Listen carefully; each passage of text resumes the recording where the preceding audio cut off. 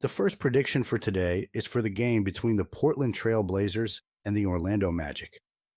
When I look at this matchup between the Portland Trail Blazers and the Orlando Magic, I can't help but think this line is begging for action. Orlando's been hanging around the middle of the pack, and while they've shown flashes, I just don't trust them on the second night of a back-to-back. They went toe-to-toe with Boston last night, gave everything they had, and still came up short.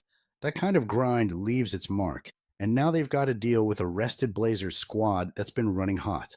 Portland, on the other hand, has quietly been one of the more entertaining teams in the West early on.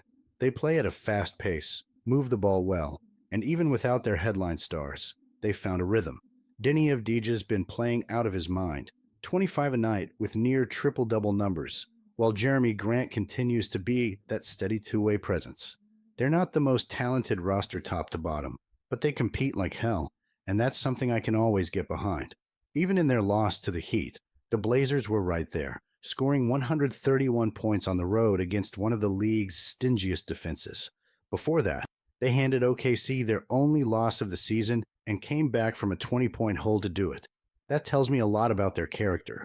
This team doesn't fold. They keep coming, possession after possession. The Magic, though, have issues that go beyond fatigue.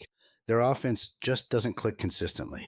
They're near the bottom of the league in three-point makes and attempts, and even their new addition, Desmond Bane, hasn't found his rhythm from deep. Paolo Banchero still forces shots, and Franz Wagner looks like he's still trying to figure out how to fit in alongside him. The chemistry just isn't there yet.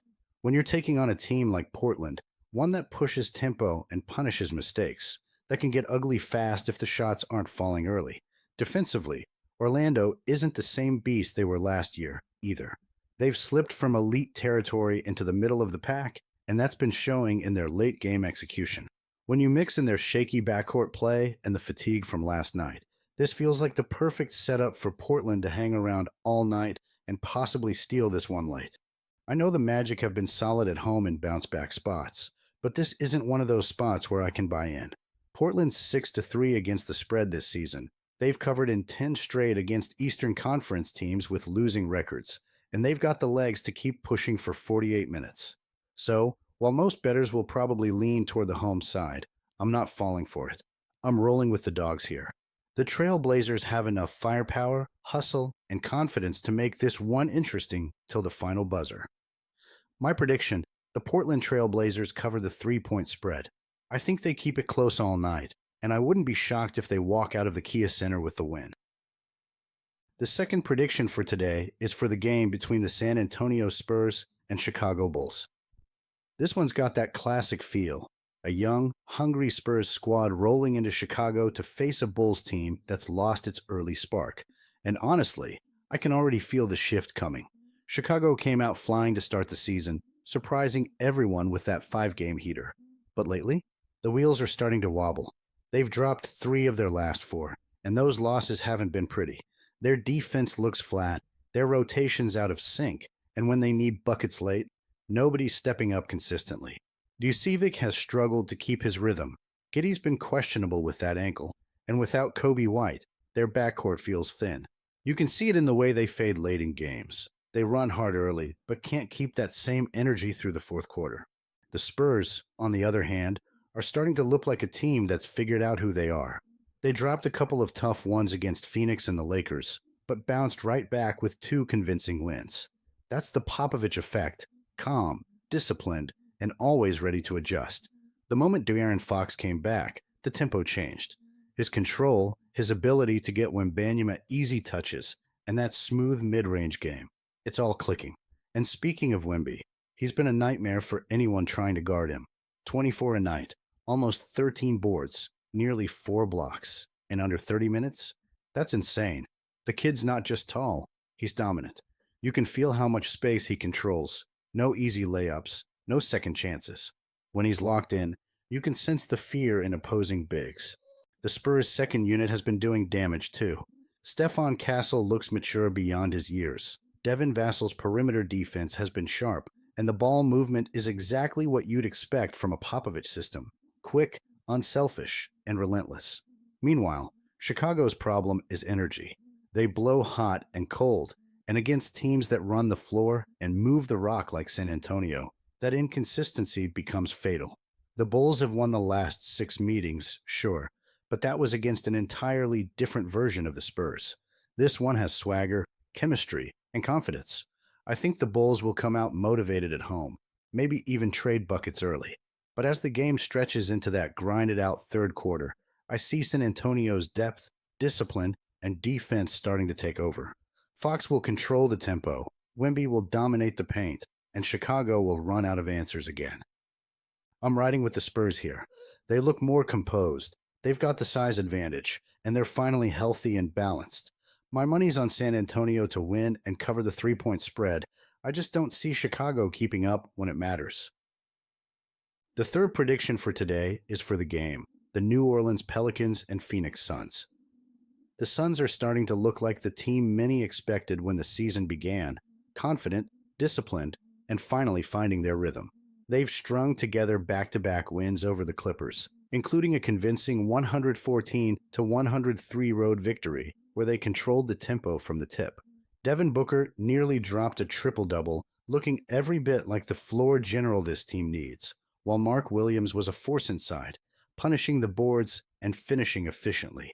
Even without Kevin Durant and Jalen Green, this Suns squad has rediscovered its identity, quick rotations, extra passes, and a defense that locks in when it matters most.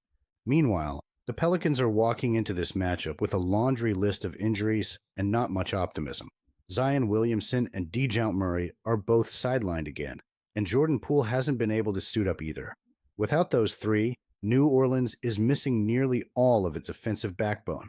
Trey Murphy's 41-point explosion against the Spurs was impressive, but he can't shoulder that kind of load every night.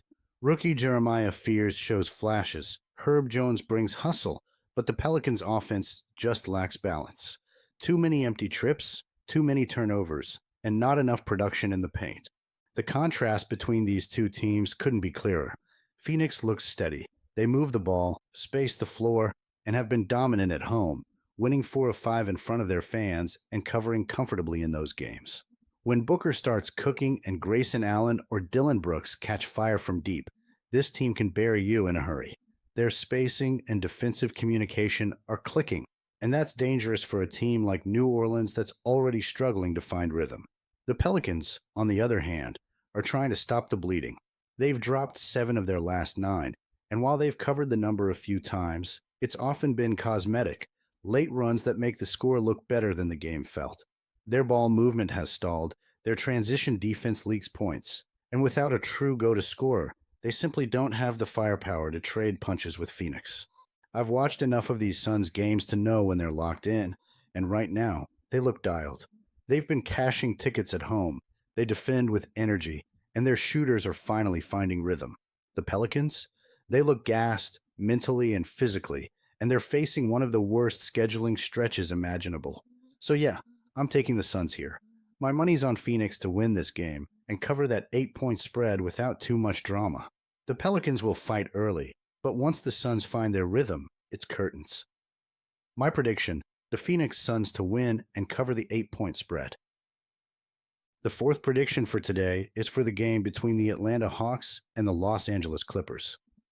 The Clippers have been skating on thin ice lately, but I still see them as a team that's far better than what their current record says.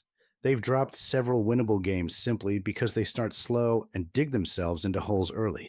Still, when I watch this squad, with James Harden orchestrating the offense and Ivica Zubac dominating the glass, I can't shake the feeling that this is the night things start to click at the Intuit Dome. Atlanta, on the other hand, has been living off streaky energy. They're coming off that impressive home win against the Lakers, where everything seemed to go their way. Hot shooting, sharp ball movement, and that signature pace that keeps defenses gasping. But that's been the story of the Hawks for years now. A flash of brilliance followed by a frustrating letdown. They rarely string together consistent performances, especially on the road. Without Trae Young running the show, the Hawks lose that unpredictable spark that makes them dangerous. Sure, Jalen Johnson and Zachary Rizicher have stepped up lately, but it's tough to sustain that against a Clippers defense that tightens up at home. Los Angeles might still be without Kawhi Leonard, but Harden, Zubac, and Derrick Jones Jr. bring enough versatility and offensive punch to handle a shorthanded Atlanta team. The biggest mismatch I see here is on the boards. The Hawks are one of the weakest rebounding teams in the league, and that's a problem when you face a center like Zubac, who lives for second chance points. Add Harden's playmaking and the Clippers' ability to draw fouls and control tempo, and this feels like a spot where Los Angeles finally gets back on track. I expect the Clippers to start sharper this time, set the tone early, attack mismatches inside, and close out shooters on the perimeter. Atlanta's defense tends to collapse late in games, and once the Clippers find rhythm, it's hard to see them letting this one slip. I've watched this game script too many times over the years. An inconsistent Hawks squad meets a hungry home team desperate for a rebound. My money's on the Clippers to snap out of their funk, make a statement, and cover the 3-point spread. My prediction, the Los Angeles Clippers win and cover the spread.